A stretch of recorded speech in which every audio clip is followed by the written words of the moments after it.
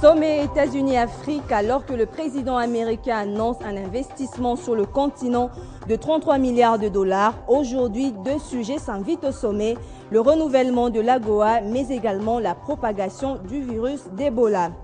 Et puis désarmement des FDLR, le gouvernement américain accorde au mouvement rebelle encore actif dans l'est de la RDC un dernier ultimatum. Ils ont jusqu'au plus tard à la fin de l'année. Affirmation de Russ Feingold, envoyé spécial des États-Unis pour la région des Grands Lacs. Nouvelle édition du journal. Merci de nous recevoir chez vous. C'est le principal sujet à la une de l'actualité de ce mercredi, le sommet États-Unis-Afrique consacré essentiellement aux investissements. Barack Obama, le président américain, a promis un investissement direct sur le continent de l'ordre de 33 milliards. Ce mercredi, le renouvellement de l'AGOA, l'accord de libre-échange entre les États-Unis et le continent africain, la propagation du virus d'Ebola s'est aussi invité aux participants du sommet. La journée de mardi pour les sommets États-Unis-Afrique s'est clôturée avec le grand dîner à la Maison-Blanche. Une journée dense. Chaque délégation a pu participer à des ateliers sur la paix et la sécurité, le changement climatique ou la sécurité alimentaire. Dans une déclaration, John Kerry a demandé aux chefs d'État africains de ne pas modifier la constitution de leur pays afin de rester au pouvoir. Le secrétaire d'État américain est resté flou sans citer aucune nation africaine. Et toujours aux États-Unis, plusieurs chefs d'État, dont le président Joseph Kabila, Pierre Nkurunziza du Burundi, Blaise Compaoré du Burkina Faso, ont été reçus au département d'État.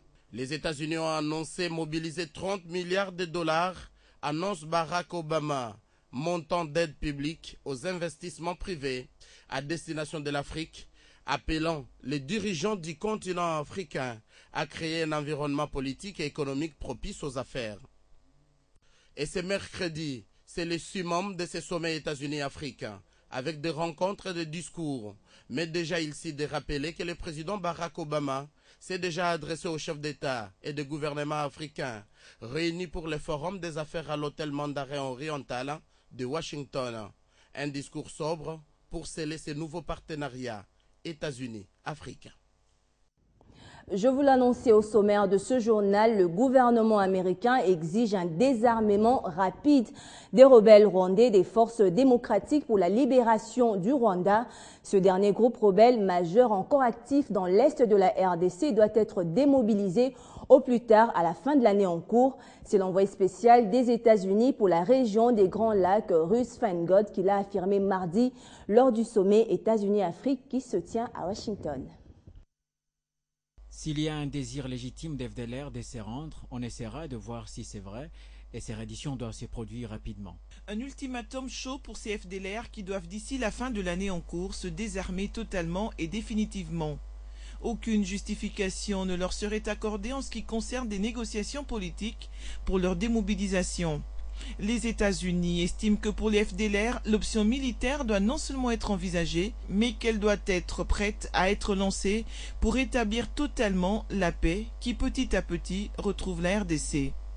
Selon Russ Feingold, des dirigeants des pays de la zone devraient se rencontrer aux Nations Unies demain jeudi pour voir comment procéder face aux problèmes que posent les FDLR.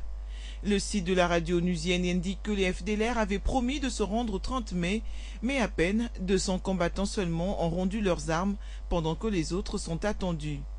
Rappelant que lundi dernier, le secrétaire d'État américain John Kerry a salué les efforts fournis par le président de la RDC, Joseph Kabila, pour régler les problèmes des groupes armés qui opéraient dans l'est de la RDC. Et puis on revient sur ce sujet qui fait la une de l'actualité, l'arrestation du secrétaire général de l'UNC, Jean-Bertrand Ewanga. Le procureur général de la République, Flori Kabange, a réuni ce mercredi l'ensemble de la presse tant nationale qu'internationale sur les raisons qui ont concouru à son arrestation. Hier, nos reporters l'ont interrogé à ce sujet. On l'écoute. Il ne faudrait pas que nous puissions tolérer l'installation dans la classe politique de cette culture d'injure facile, de cette culture d'insulte. On ne ménage même pas la plus haute autorité de l'État. Nous devons, vous et nous, unir nos efforts pour juguler, pour combattre cette perversion de la classe politique dans la société congolaise. M. Ewanga a tenu des propos offensant le chef de l'État hier lors de leur meeting en Djiri. C'est pour ces propos qu'il a été arrêté. Nous les avons jugés d'offense à chef de l'État. S'il est reconnu coupable par les juges qui sont en train de l'entendre là, qui sont en train de le juger, il encourt 2 ans de servitude pénale principale, 2 ans de prison. Non, nous l'avons traduit en procédure de flagrance. Elles peuvent se terminer aujourd'hui si les avocats ne cherchent pas à tirer des choses en longueur. Et puis parlons santé dans ce journal avec le lancement de la campagne de vaccination contre la rougeole et la poliomyélite qui a débuté cette semaine dans la province du Bas-Congo.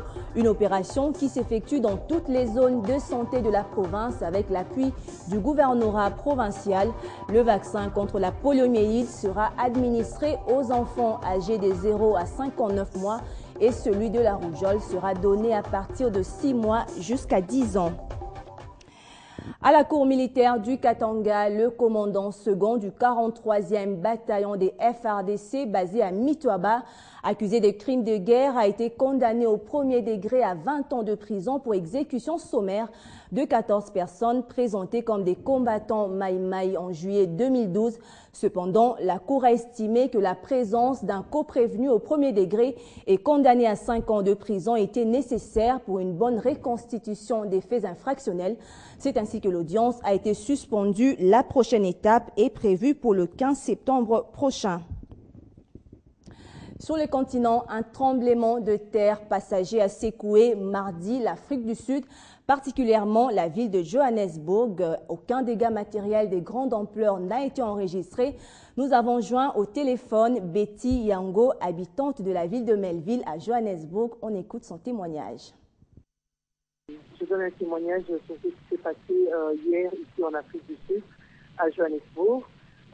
J'étais au bureau, notre bureau se situe à Melville, et j'étais pendant ma pause, je prenais mon repas, et subitement j'ai senti des tremblements de terre qui ont duré quelques minutes. Mon assiette bougeait, et il y avait des vitres du bureau également qui bougeaient, et voilà, j'étais assise, donc j'ai pas pu être déséquilibrée comme certaines personnes.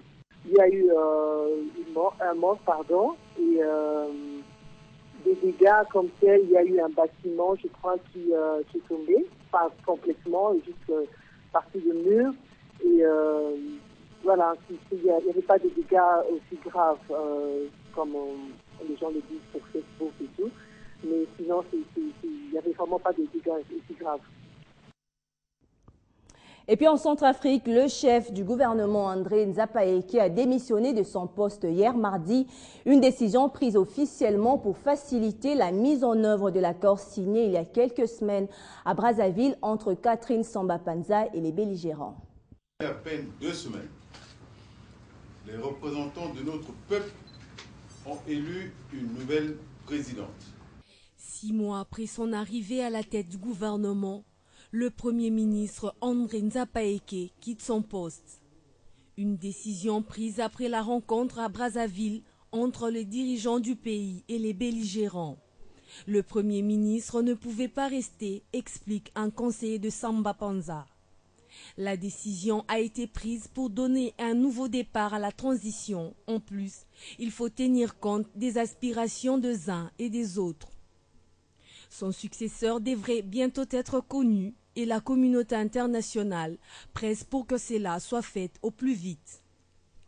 Selon l'entourage de Catherine Samba-Panza, les partis politiques, la société civile et les représentants religieux vont être reçus dès demain. Pour une source diplomatique, le gouvernement devait être largement remanié et élargi. Des ministères vont être divisés pour satisfaire tout le monde.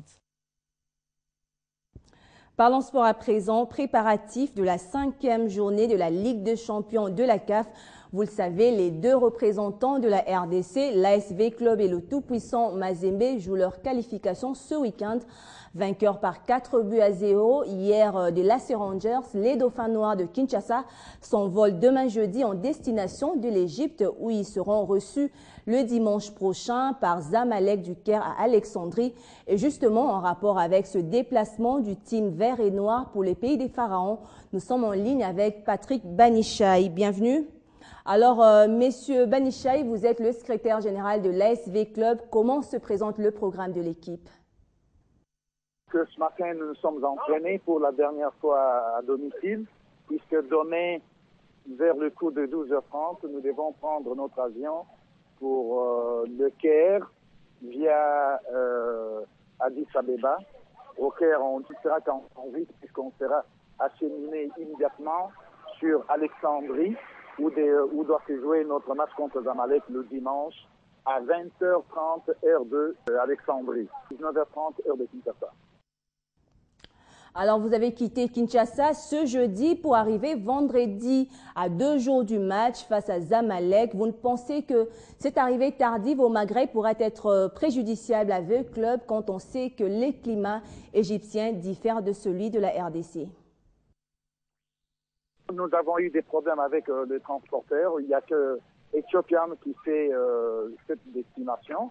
Nous, on avait prévu de voyager aujourd'hui, mais il n'était pas possible de prendre notre délégation qui est forte de 38 personnes. Donc, on ne pouvait pas partir par partie. Nous devions envoyer avant et ça poserait aussi un désagrément à nos hôtes pour l'accueil, d'autant plus qu'on ne va pas passer la nuit au Caire. On devrait passer sur Alexandrie. Il ne faudrait pas leur faire de dépenses. Ils sont à l'aéroport pour accueillir une délégation qui arrive en partie et on l'achemine sur Alexandrie. Et le lendemain, ils reviennent encore à l'aéroport pour accueillir une deuxième partie qu'on doit acheminer sur Alexandrie dans les jours qui viennent. Donc, c'était un peu ça, la difficulté. Et nous avons décidé donc de prendre toute l'avion demain à 12h30, heure de Kinshasa. Une dernière question, Patrick Banichai. V-Club a fait un bon recrutement pour la phase des groupes avec les joueurs étrangers, mais on a comme l'impression qu'ils ne sont pas encore utiles pour l'équipe. Bon, je ne dis pas que nous avons tous les groupes, puisqu'il y a encore 1 ou 2 joueurs qui ne sont pas là, mais l'effectif pour la Coupe africaine, c'est 30 joueurs. Donc nous avons au moins 26 ou 27 qui sont présents et qui s'entraînent régulièrement. L'entraîneur compte avec les présents et non avec les absents. Et l'effet qu'un joueur est indisponible ou 2, ça ne devrait pas causer préjudice au groupe que je sache. À moins pour les équipes qui comptent sur les 11 joueurs, comme ils ont l'habitude d'appeler l'équipe de base. Or, avec Laurent Ibengue que vous avez cité, il n'est pas question d'une équipe de base. Il a un groupe que le comité lui a donné et tout ce monde est payé par l'équipe. Alors, tout ce monde doit travailler pour l'équipe. Si aujourd'hui vous êtes là, vous jouez, celui qui n'est pas là, il ne joue pas. Vous avez vu le dernier match, on n'avait pas Mondo comme vous l'avez dit, on n'avait pas Younous. On a joué comme si rien n'était. Et la victoire était au rendez-vous. Aujourd'hui, Younous est déjà là, et Mondo est déjà là. Donc, on n'a pas de problème. Il y a Dayo qui est déjà là. Tout le monde est là. Voilà, c'était Patrick Banichai, le secrétaire général de l'ASV Club de Kinshasa. Et voilà qui met fin à ce journal. On se retrouve tout de suite pour la revue de presse.